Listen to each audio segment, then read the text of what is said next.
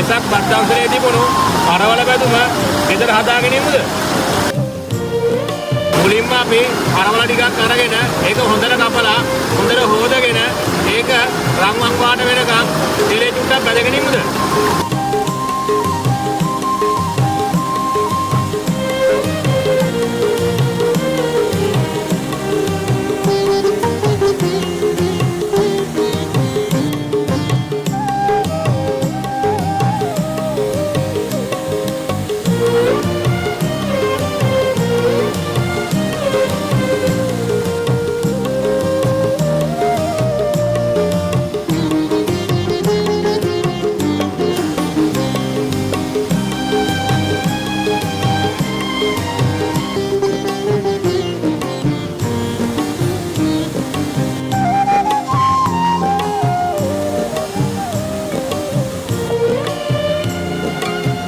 ඊට පස්සේ කරවල ටිකට ලුණු, පෙට්ටි මිරිස්, කෑලි මිරිස්, පහ අවශ්‍ය ප්‍රමාණයට ලුණු පොඩ්ඩක් එකතු කරලා විනාඩි 5ක් විතර ලිපේ තියලා අන්න තමයි තියෙන්නේ.